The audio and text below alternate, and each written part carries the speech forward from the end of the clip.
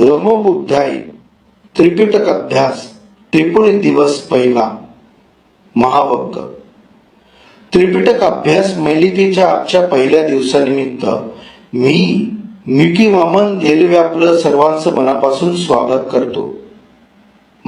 आजपासून सुरू होणारा हा त्रिपिटक अभ्यास केवळ एका अभ्यासक्रमाची सुरुवात नाही, तर बौद्ध धम्माच्या महानतेकडे नेणाऱ्या एका दीर्घ आणि अर्थपूर्ण प्रवासाची नांदी आहे।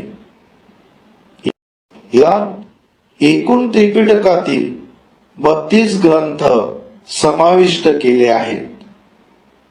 आज तुमच्या समोर त्रिपिटकाचा 1 महिन्याचा प्राथमिक अभ्यासक्रम सादर करताना मला विशेष समाधान वाटते, कारण हा अभ्यास धर्म सांगण्यासाठी नसून धम्म समजून घेण्यासाठी आहे।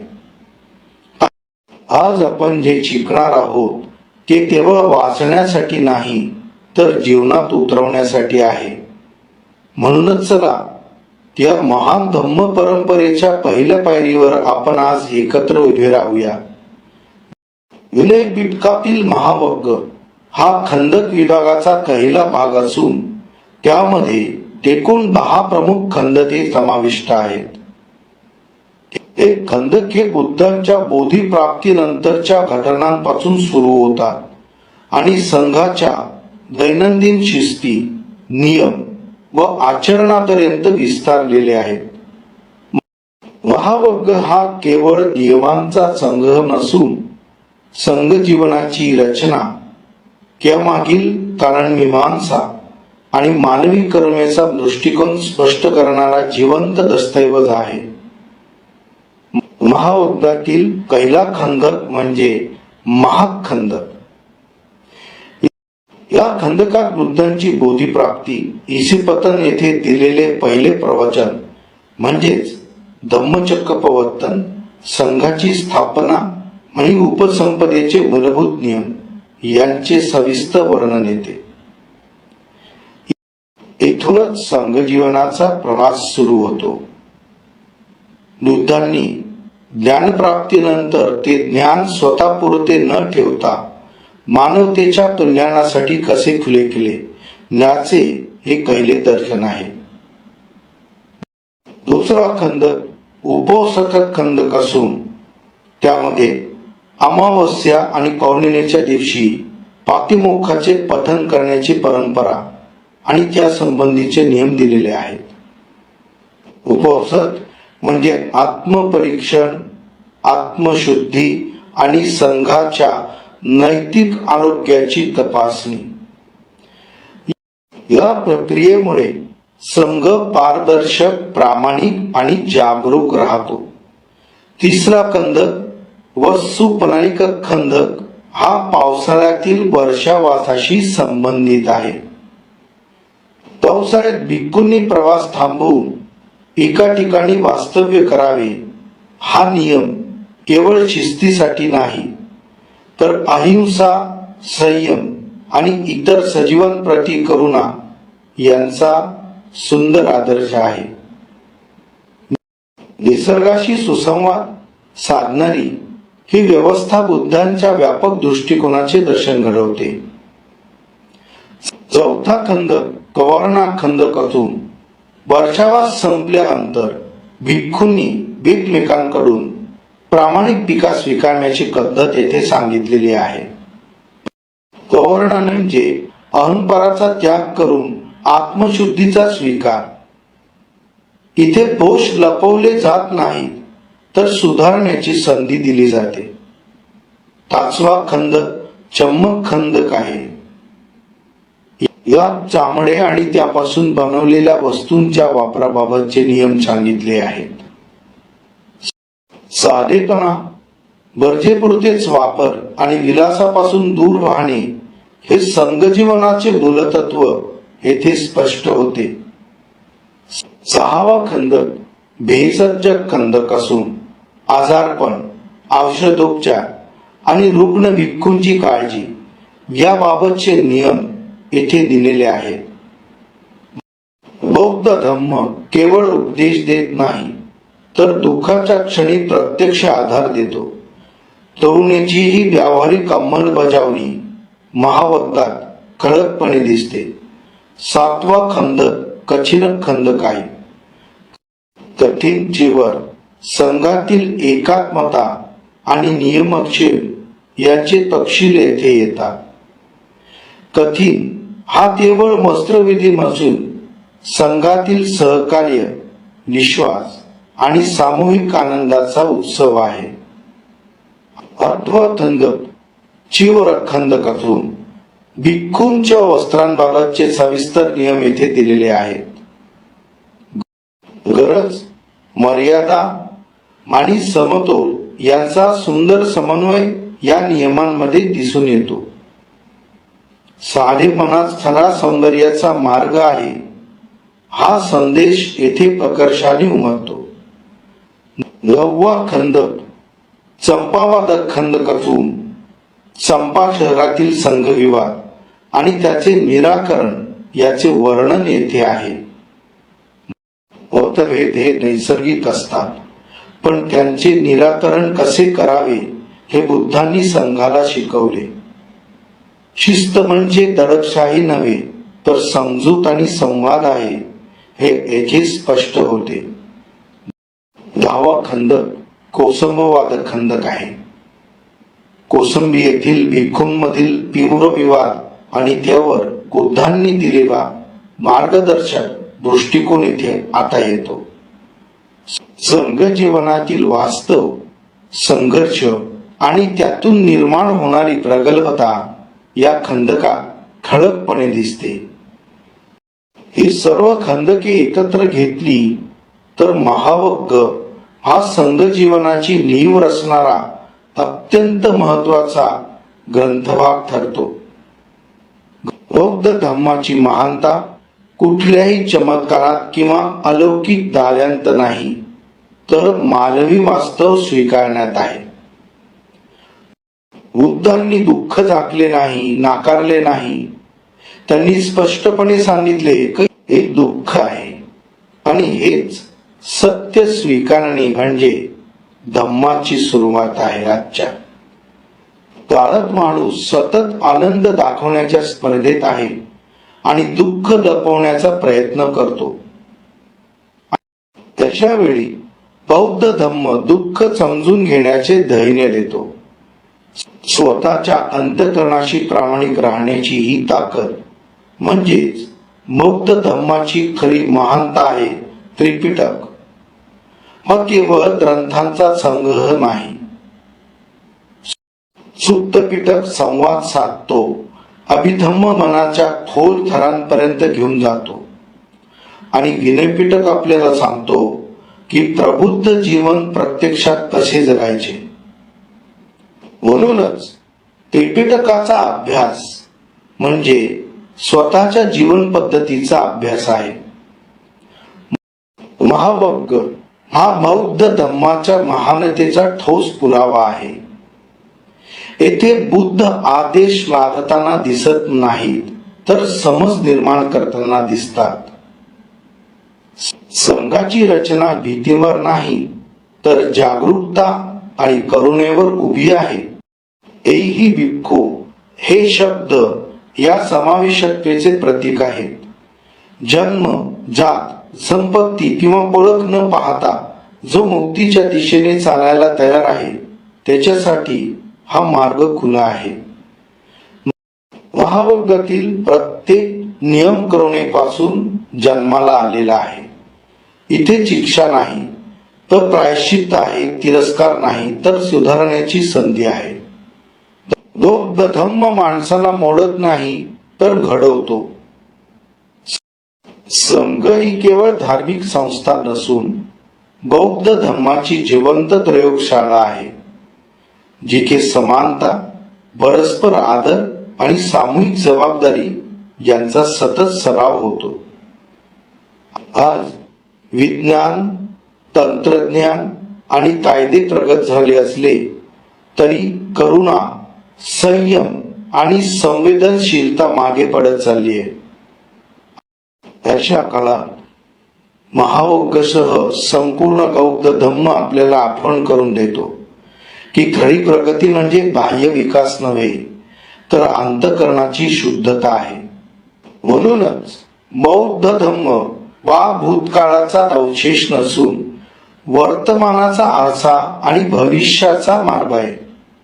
आज त्रिपिटक अभ्यास मालिकेचा पहिला दिवस आपण महाबौद्धाच्या माध्यमातून बौद्ध धम्माच्या महानतेची पहिली अनुभूती घेत संपवतो. हा अभ्यास ऐकण्यासाठी किंवा वाचण्यासाठी नाही तर स्वतःच्या जीवनात धम्म उतरवण्यासाठी आहे. आजचा पहिला दिवस इथे संपतो, पण धम्माचा प्रवास इथेच सुरू होतो. उद्या आपण पुन्हा एकदा बुद्धांच्या महान धम्म मार्गावर पुढचे पाऊल टाकू. आपला विश्वासू ऐकविकी वामन येल्वे येणेप्रमाणे पहिल्या दिवसाचे प्रवचन समाप्त. साधू साधू साधू. नमो बुद्धाय. त्रिपिटक अभ्यास दिवस दुसरा.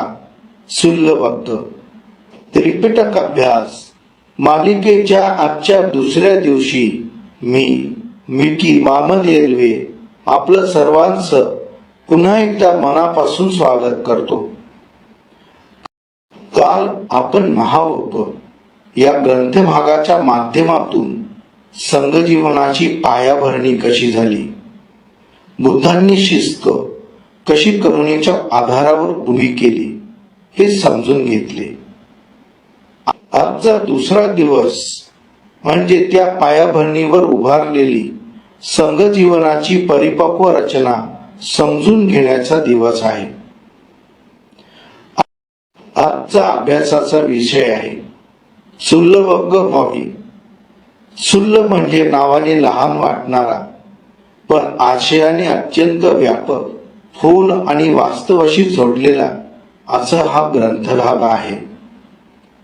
सुल्लबद्ध हा विनयपिटक मधील खंदकांचा दुसरा भाग असून तो महाबौद्धानंतर येतो. यामध्ये एकूण 12 खंदके आहेत. सुल्लबद्ध हा केवळ नियमांची यादी नाही, तो संत जीवनात उद्भवणाऱ्या वास्तव परिस्थितींना बुद्धांनी कसे सामोरे गेले याचा प्रामाणिक आणि जिवंत इतिहास आहे. या ग्रंथभागातून आपल्याला संघातील संघर्ष, चुका आणि त्यांची जाणीव, सुधारणा, प्रायश्चित्त, पुनःशुद्धी यांचा मानवी आणि करुणामय प्रवास दिसतो. हे सर्व करुणा, विवेक आणि सामूहिक जबाबदारी या मूल्यांवर आधारित आहे. सुल्लबद्धातील 12 खंदके. 1. कम्मखंदक. संघातील अधिकृत निर्णय प्रक्रियेचे नियम, बहुमत, संवाद आणि नियमबद्ध पद्धतीने निर्णय कसे घ्यावे हे येथे सांगितले आहे. शिस्त म्हणजे सत्ता नव्हे तर सामूहिक जबाबदारी. 2. पारिवासिक खंदक. गंभीर नियमभंग झाल्यावर पारिवास ही शिक्षा नसून आत्मपरीक्षणाची संधी आहे. 3. समुच्चय खंदक. उल्लंघन मान्य न करणाऱ्यांसाठी समुच्चय दंड. येथे अपराध स्वीकारण्यावर आणि सुधारणेवर भर आहे. 4. समत खंदक. संघातील विवाद मिटवण्याच्या पद्धती, मतभेद शांततेने आणि विवेकाने कसे सोडवायचे याचे मार्गदर्शन. 5. खुद्द कवत. भिक्खूंच्या दैनंदिन जीवनातील किरकोळ आचार विचारांचे सूक्ष्म नियम, मनाची शिस्त निर्माण करण्यासाठी बाह्य आचरणाचे महत्व. 6. सेनासन खंदक. विहारांचे बांधकाम, त्यातील व्यवस्था आणि सदुपयोग. जेतवन विहाराचा दान प्रसंग तसेच वडीलधाऱ्यांचा आदर. 7. संघभेदक खंदक.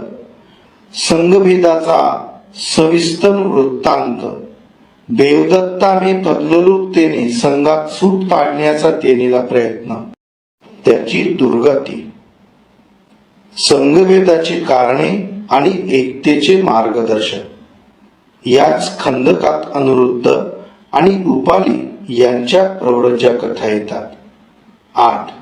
वक्तखंड, संघातील कर्तव्य विभाजन आणि कर्मचारी नियुक्ती. संघ वाढल्यावर तू व्यवस्था कशी राखायची याचे नियम.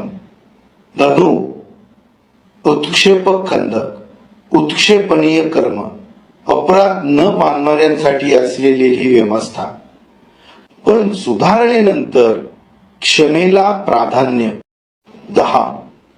भिक्खुनी खंदक, भिक्खुनी संघाची स्थापना आणि संघटन. प्रजापती गौतमीच्या नेतृत्वाखाली स्त्रियांना धम्ममार्ग खुला करणे. भिक्खू भिक्खुनी संबंधाचे नियम. 11. संगीतिक खंदक, प्रथम बौद्ध संगीतीचे वर्णन, 500 अर्हतांच्या उपस्थितीत धम्मविनयाचे संकलन. 12. अंतिम खंदक, विविध वस्तू, नियम आणि उपनियमांचे संकलन. चुल्ल वर्गामध्ये कालिवास, मानत्त, आव्हान यांसारख्या संकल्पना येतात. हे कठोर वाटू शकतात, पण सुधारणेसाठी आहेत. भिक्खूला परीक्षणाची संधी मिळते आणि तो पुन्हा सन्मानाने सामील होतो. हा दृष्टिकोन दंडप्रधान व्यवस्थांपेक्षा कितीतरी पुढचा आहे. संघटन हा धम्मासाठी सर्वात मोठा धोका. बुद्धांनी स्पष्ट केले की मतभेद असू शकतात, पण द्वेष अहंकाराने धूट पडू नये. ऐक्य म्हणजे मतैक्य नव्हे, परस्पर आदर. भिक्खुनी संघाची स्थापना ही बुद्धांची दूरदृष्टी दाखवते. त्या काळातील सामाजिक मर्यादांमध्ये राहूनही स्त्री पुरुष समानतेचा धम्मतत्व जपला. हे बौद्ध धम्माच्या मानवतामधील महानतेचा पुरावा आहे. चुल्ल वर्ग शिकवतो की नियम लवचिक आहे, परिस्थितीनुसार बदलता येतात. उद्देश धम्मरक्षण, अहरक्षण नव्हे. आजच्या काळात शिस्त म्हणजे भीती नव्हे, तर मन जागृत करणे. महावग्गाने संघ उभा केला तर चुल्लवग्गाने त्या संघाला टिकवले. महावग्गाने धम्माचा पाया घातला तर चुल्लवग्गाने मानवी वास्तवाशी जोडले. म्हणूनच चुल्लवग्ग हा बौद्ध धम्माचा दुसरा महत्वाचा स्तंभ आहे. त्रिपिटकाचा अभ्यास विद्वान होण्यासाठी नाही, तर संवेदनशील माणूस होण्यासाठी आहे. चुल्लवग्ग शिकवतो की चुका झाल्या तरी धम्ममार्ग संपत नाही. प्रामाणिक स्वीकारातून खरा प्रवास सुरू होतो. आज त्रिपिटक अभ्यास मालिकेचा दुसरा दिवस आपण चुल्लवग्गाच्या परिपूर्ण ओळखीने संपवतो. हा धम्म प्रत्येकासाठी आहे जो स्वतःशी प्रामाणिक राहतो. उद्या तिसऱ्या दिवशी पुढील वाटचाल. आपला विश्वासू ते विकी वामन येल्वे. येणेप्रमाणे दुसऱ्या दिवसाचे प्रवचन समाप्त. साधू साधू साधू. नमो बुद्धाय. त्रिपिटक अभ्यास दिवस 3. तराजी. त्रिपिटक अभ्यास मालिकेच्या आजच्या 3ऱ्या दिवशी मी विकी वामन येल्वे आपलं सर्वांचं मनापासून स्वागत करतो. काल आपण चुल्लवग्ग या ग्रंथभागाच्या माध्यमातून संघजीवनाची परिपक्व रचना, यातून निर्माण झालेले संघर्ष, त्यावरील सुधारणा आणि करुणामय शिस्त कशी विकसित झाली हे समजून घेतलं. चुल्लवग्गाने आपल्याला हे शिकवलं की संघ म्हणजे केवळ लोकांचा समूह नाही, तर नियम, संवाद, तरुणा, आणि आत्मपरीक्षणावर उभा असलेला जिवंत प्रवाह आहे. आजचा तिसरा दिवस हा विनयपीठकाच्या अगदी मूळ आयाकडे वळण्याचा दिवस आहे. आजचा विषय आहे पराजिक.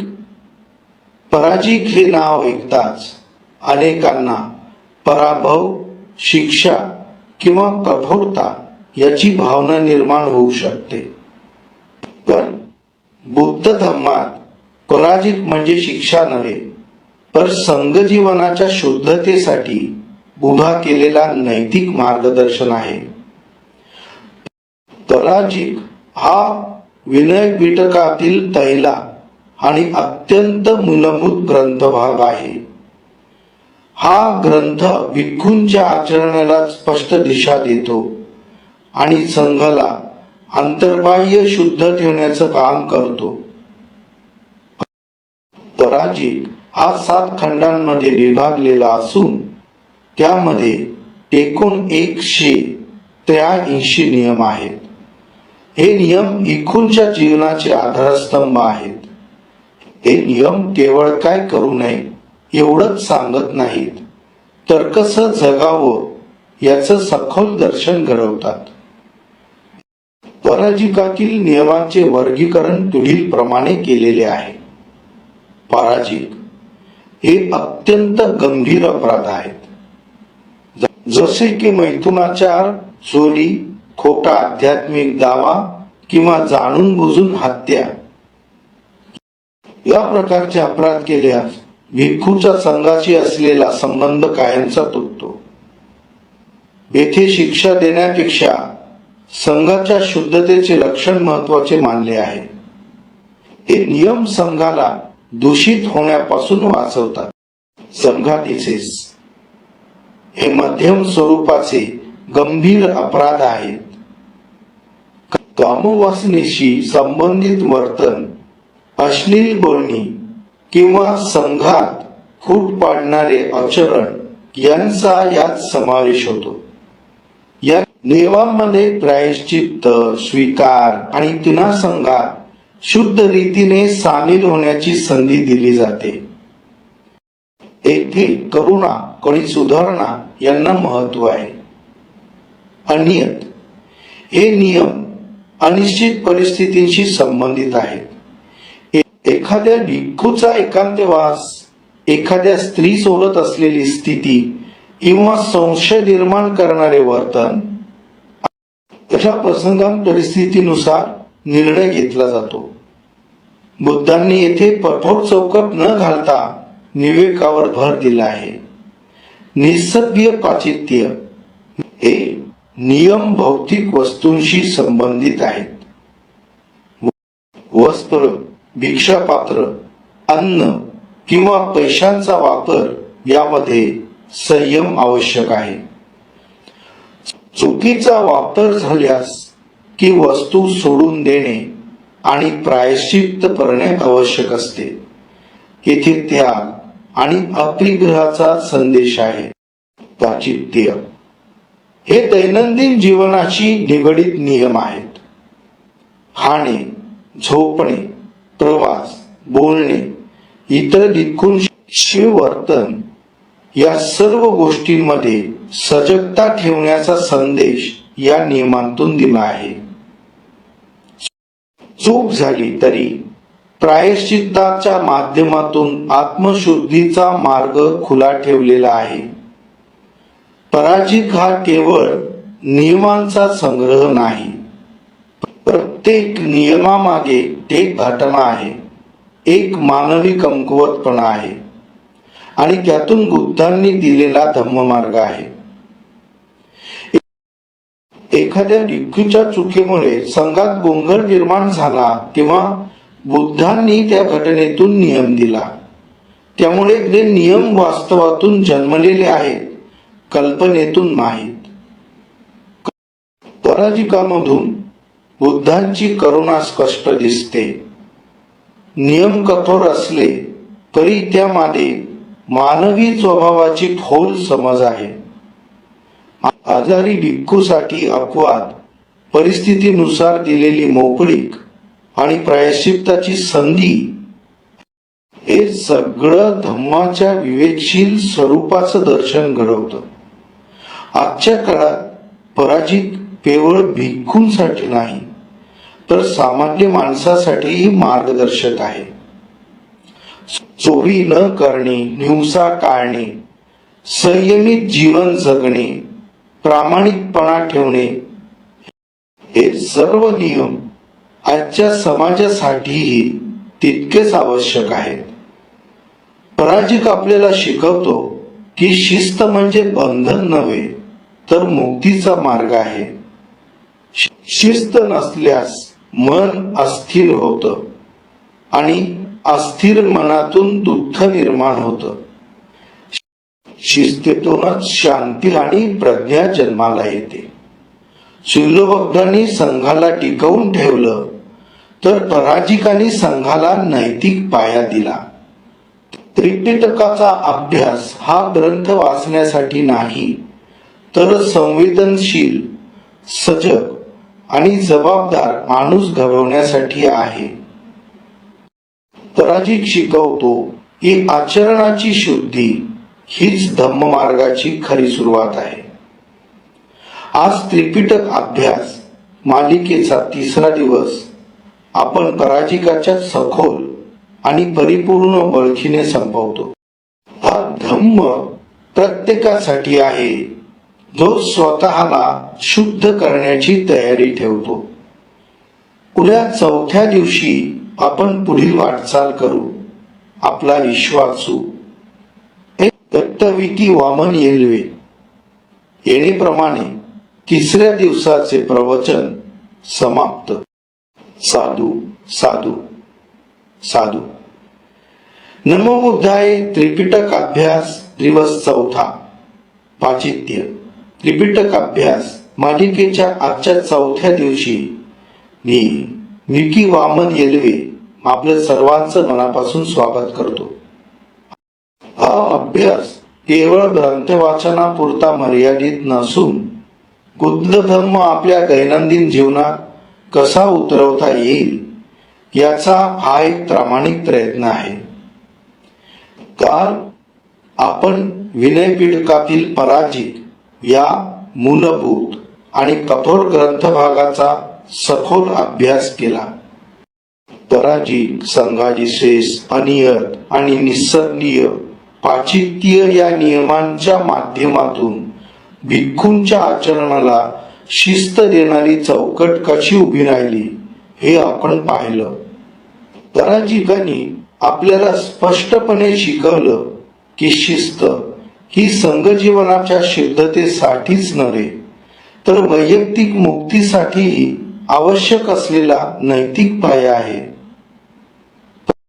पराजित नियमांनी धर्माला एक प्रकारचा घटनात्मक आधार दिला. आजचा 4था दिवस हा विनयपीठकाच्या सुत्त विभंग विभागातील 2ऱ्या आणि अत्यंत व्यावहारिक भागाकडे वळण्याचा दिवस आहे. आजचा विषय आहे पाचित्य और पाचित्य. हे नाव ऐकल्यावर अनेकांना हे नियम किरकोळ किंवा लहान चुका यांच्याशी संबंधित वाटतात. पण बुद्ध धर्मात पाचित्य म्हणजे दैनंदिन जीवनातील सतर्कता, आत्मशुद्धी आणि विवेकी आचरणाचा अतिशय सखोल मार्ग आहे. हे नियम माणसाला प्रत्येक क्षणी जागरूक राहायला शिकवतात. पाचित्य हा विनयपीठकातील सुत्त विभंगाचा 2रा महत्वाचा खंड असून या भिक्खूंसाठी एकूण 92 नियम आणि भिक्खुनींसाठी 102 अतिरिक्त नियम आहेत. पराजित व पाचित्य मिळून भिक्खुनींसाठी एकूण 166 नियम होतात. हे नियम खाणे पिणे, बोलणे, वागणे, विहाराची स्वच्छता, समाजाशी संबंध आणि जीवनाच्या प्रत्येक छोट्या घटकाशी निगडीत आहेत. या प्रत्येक नियमाची रचना अत्यंत शास्त्रीय आहे. प्रत्यक्ष घडलेल्या घटनांमधून नियम निर्माण झालेले आहेत. त्या घटनेचे वर्णन अपराध कसा घडला, त्यावर बुद्धांनी दिलेला निर्णय, प्रायश्चित्ताची पद्धत आणि आवश्यक अपवाद हे सर्व सूक्त निबंधात सविस्तरपणे मांडलेले आहे. पाचित्य हे पाचित्त आपत्तीचे नियम आहेत. म्हणजे चूक घडल्यास संबंधित भिक्खू किंवा भिक्खुनीने दुसऱ्या संघ सदस्याकडे कबुली देऊन प्रायश्चित्त केलं की शुद्धी होते. येथे शिक्षा नाही तर जाणीव आणि सुधारणा महत्वाची आहे. भिक्खूंसाठी पाचित्य नियमांचे वर्गीकरण. भिक्खूंसाठी असलेल्या 92 पाचित्य नियमांचे मुख्य 4 गट पडतात. पहिला गट म्हणजे 1 ते 30 क्रमांकाचे नियम. हे प्रामुख्याने खाणेपिणे आणि अन्न संबंधी संयमावर आधारित आहेत. मध्यान्नानंतर अन्न किंवा काही पदार्थ घेणे, अनुज्ञे वाचून धान्य किंवा फळे खाणे, आमंत्रणा वाचून गृहस्थाकडून अन्न स्वीकारणे, चुकीच्या वेळी दूध उत्पन्न पदार्थ घेणे किंवा अन्न साठवणे, या गोष्टी पाचित्य मानल्या जातात. या मागचा हेतू भिक्खूंचा संयम अबाधित राहावा आणि समाजात संशय निर्माण होऊ नये हा आहे. दुसरा गट म्हणजे 31वा ते 55वा क्रमांकाचे नियम. हे संवाद, वागणूक आणि कामवासना संबंधी आहेत. निरर्थक गप्पा, अयोग्य हास्य, कामुक संवाद, अपमानास्पद भाषा, निंदा, खोटं बोलणं, स्त्रीशी भांडून बुजून एकांतात संवाद साधणे, या सर्व गोष्टी संघशिस्तीस बाधक मानल्या आहेत. बुद्धांनी येथे शब्द संयम आणि मनसंयम यावर विशेष भर दिला आहे. तिसरा गट म्हणजे 56 ते 71 क्रमांकाचे नियम. हे संघातील इतर भिक्खूंचे वर्तन आणि संघशुद्धीशी संबंधित आहेत. दुर्बुद्धी किंवा बहिष्कृत भिक्खू सोबत सहवास, सहभोजन किंवा शयन करणे हे नियमभंग मानले गेले आहेत. संघाची नैतिक आणि मानसिक शुद्धता टिकवण्यासाठी हे नियम अत्यंत महत्वाचे आहेत. चौथा गट म्हणजे 72 ते 92 क्रमांकाचे नियम. हे निहार, वस्त्रे, दैनंदिन जबाबदाऱ्या आणि इतर आचरणाशी संबंधित आहेत. विहाराची स्वच्छता न राखणे, सामानाची हेळसांड, प्राण्यांना जाणून बुजून इजा करणे, विहारात अनादृतपणे वावरणे किंवा पावसाळ्यात विनाकारण विहार सोडणे, या सगळ्या गोष्टी पाचित्य आपत्तीमध्ये येतात. या 92 नियमांची खासियत म्हणजे त्याची लवचिकता. आजार, प्रवास किंवा आपत्कालीन परिस्थितीत बुद्धांनी स्पष्ट अपवाद मान्य केले आहेत. विलय हा कठोर शिक्षा देण्यासाठी नसून करुणेने शुद्धी साधण्यासाठी आहे, हे इथे ठळकपणे दिसतं. भिक्खुनींसाठी पाचित्य नियम. भिक्खुनींसाठीचे पाचित्य नियम हे भिक्खू नियमांपेक्षा अधिक विस्तृत आणि काही अंशी अधिक कठोर आहेत. यामागचा हेतू भिक्खुनी संघाची शुद्धता, सामाजिक विश्वास आणि सांघिक व्यवहारांतील पारदर्शकता राखणे हा आहे. त्या काळातील सामाजिक परिस्थिती, स्त्रियांच्या सुरक्षिततेचे प्रश्न आणि संघाच्या प्रतिष्ठेचा विचार करून बुद्धांनी हे नियम घडवून आणले. भिक्खुनी पाचित्य नियमांचे 2 मुख्य विभाग पडतात. पहिला विभाग 47 क्रमांकातील नियमांचा आहे. हे मूलभूत पाचित्य नियम असून त्यांचा पाया भिक्खू नियमांसारखाच आहे. यात खाणे-पिणे, बोलणे, वागणे, विहार शिस्त आणि वस्त्र वापर यांसारख्या दैनंदिन आचरणाशी संबंधित नियम येतात.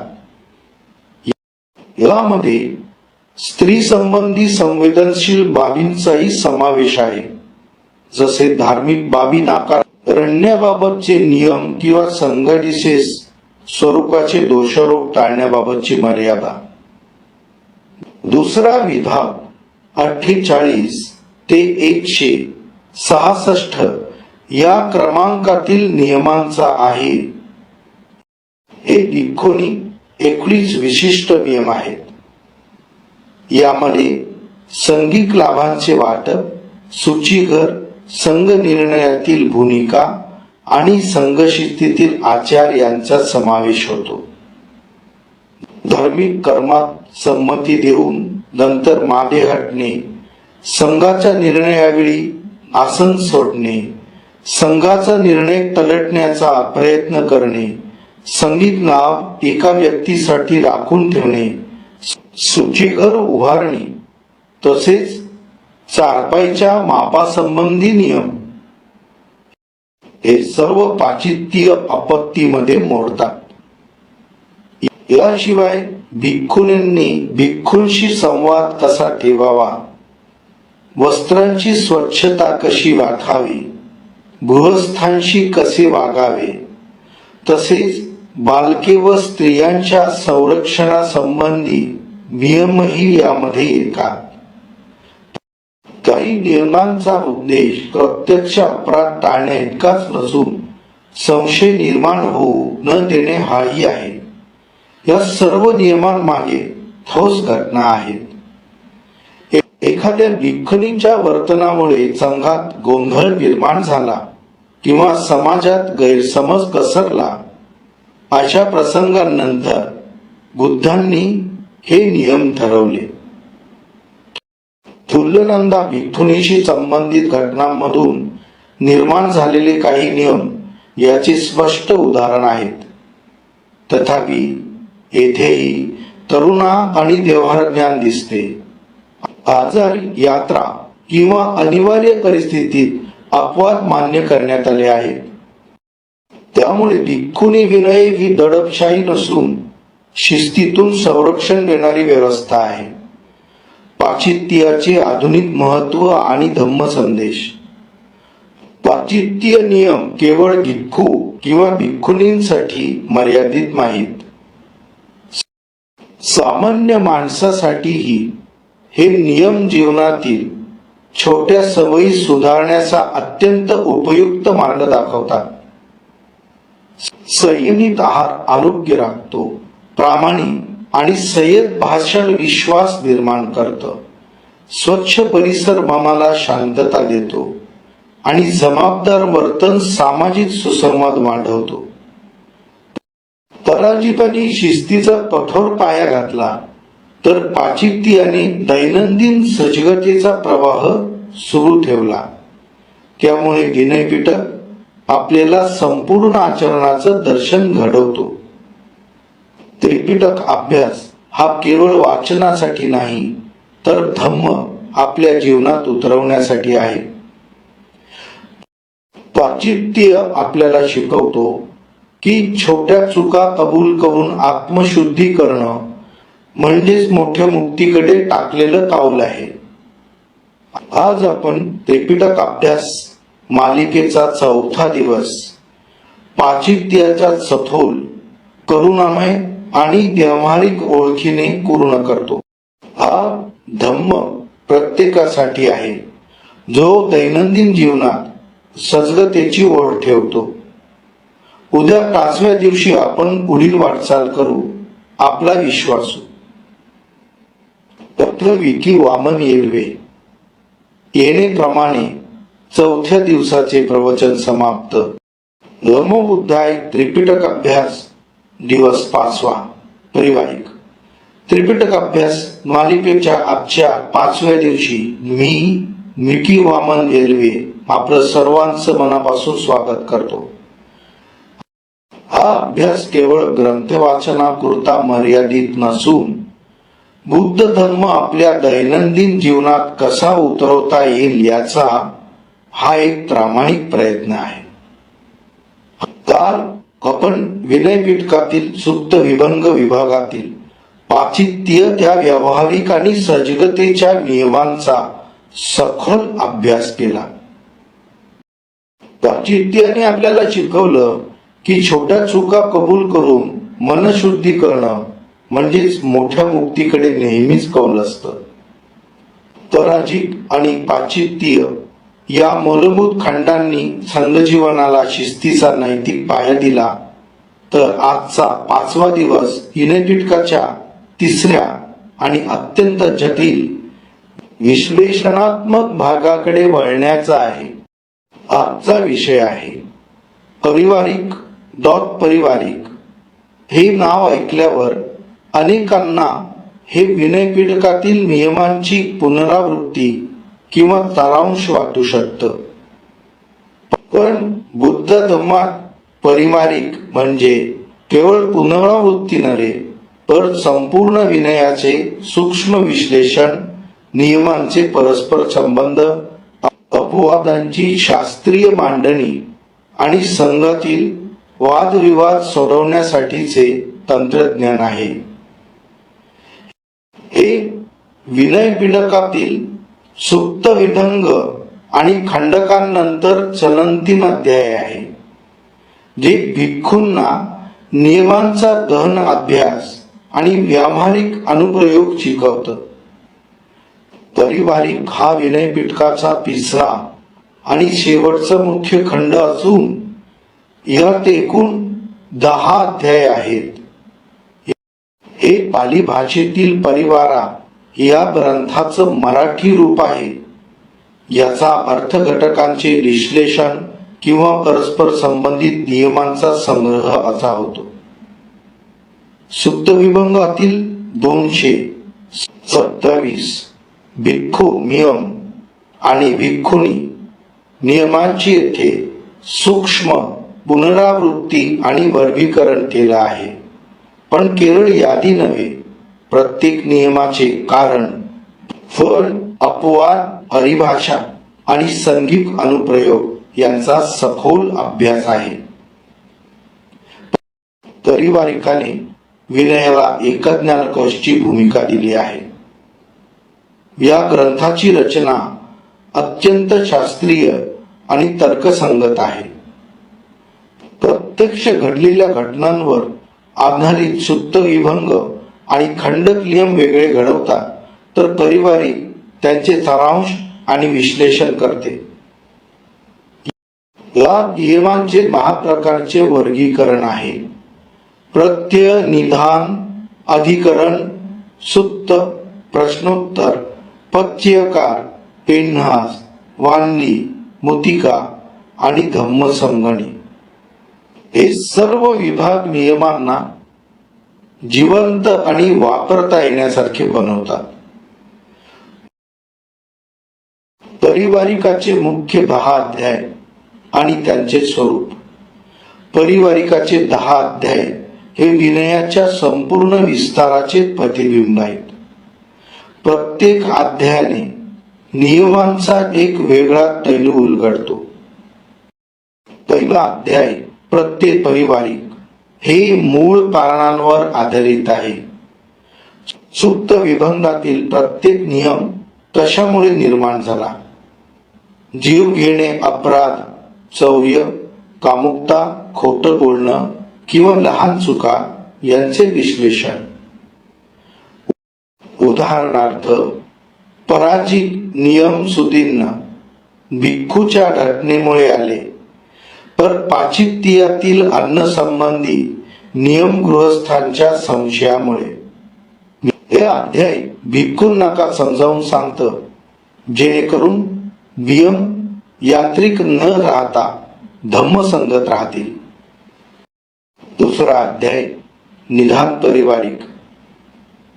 या नियमांच्या मूळ कथा संक्षिप्तपणे सांगितल्या आहेत. प्रत्येक नियमामागची घटना, बुद्धांचा निर्णय आणि प्रायश्चित्त पद्धत हे सर्व येथे संकलित आहे. उदाहरणार्थ भिक्खूंच्या विहार स्वच्छता नियम किंवा भिक्खुनींच्या संधिक लाभ वाटपातील गोंधळाच्या कथा. हे अध्याय विनयाला ऐतिहासिक आणि व्यावहारिक संदर्भ देतं. तिसरा अध्याय अधिकरण पारिवारिक. संघातील वादविवाद सोडवण्यावर भर. अधिकरण संवतातील 7 पद्धती यांचे विश्लेषण. उदाहरणार्थ 2 भिक्खूंच्या मतभेदात सामूहिक निर्णय कसा घ्यावा हे शिकवतं. हे संघशांतीसाठी अत्यंत महत्वाचं आहे. चौथा अध्याय सुत्त पारिवारिक.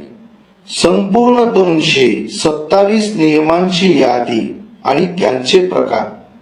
भिक्खुनी नियमांचा समावेश हे संक्षिप्त सार आहे.